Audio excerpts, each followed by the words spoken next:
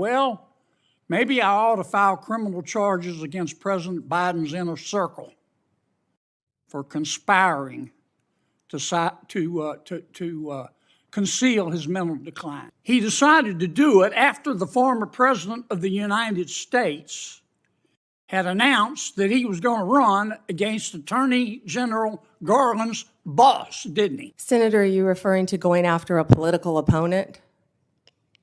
I think so. The most destabilizing act that I saw in the past 4 years, maybe in the history of the department, is when Attorney General Garland decided on the basis of dubious facts and untested legal theories to criminally prosecute a former president of the United States. Thank you, Mr. Chairman. Ms. Bondi, welcome. Congratulations. Can we agree that legitimacy is important to America's criminal justice system? Yes, Senator. Can we agree that legitimacy is important to the Department of Justice, which in part administers our criminal justice system? Yes, Senator. And if Americans come to believe that our criminal justice system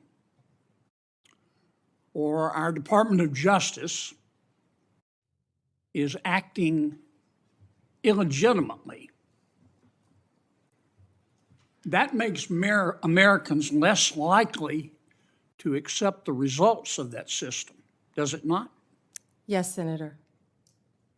And that makes Americans less likely to follow the substantive laws that we pass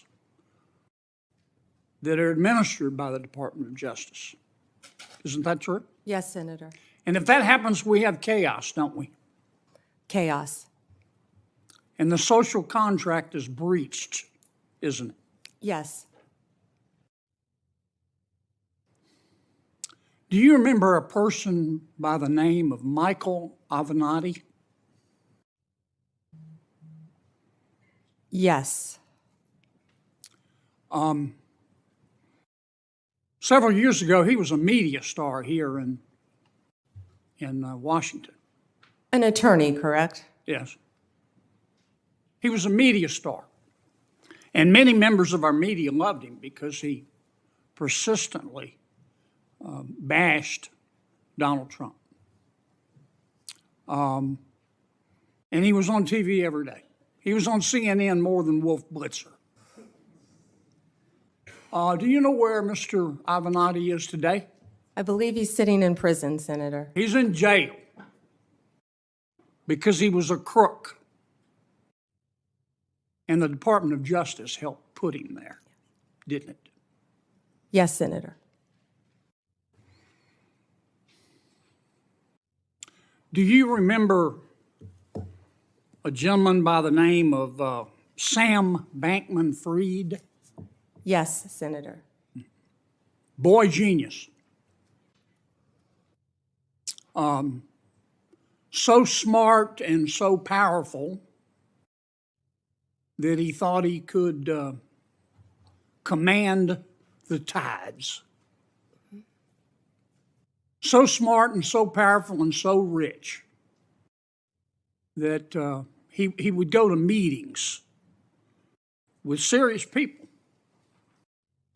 like Bill Clinton, like Tony Blair, looking like a slob, looking like a fourth runner-up to a John Belushi lookalike contest. And he thought it was cute. Where's Mr. Bankman-Fried today? I believe he is in prison, and I believe that's from the Netflix series I saw as well. Mm-hmm. Because he's a crook. And who helped put him there? The Department of Justice, Senator. Can we agree that there's some really, really good men and women at the Department of Justice?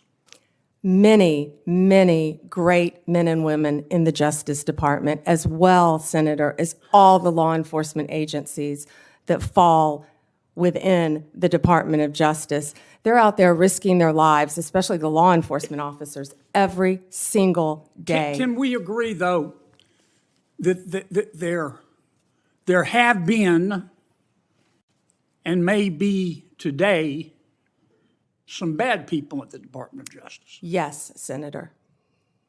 We don't know for sure because for the last 4 years, the curtains there have been tightly drawn. But I think a minority of people there, have delegitimized America's criminal justice system. The most destabilizing act that I saw in the past 4 years, maybe in the history of the department, is when Attorney General Garland decided on the basis of dubious facts and untested legal theories to criminally prosecute a former president of the United States. And not only that, this is the special part.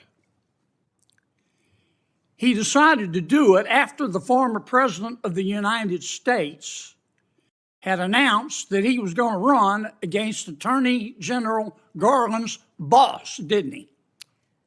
Senator, are you referring to going after a political opponent? I think so. Now, this is one person's opinion. That kind of stupid takes a plan. And I say that because, number one, this is America. That had never happened before in America.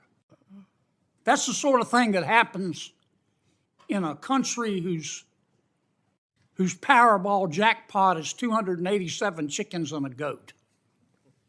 It doesn't happen here. And I call it stupid because it broke the seal.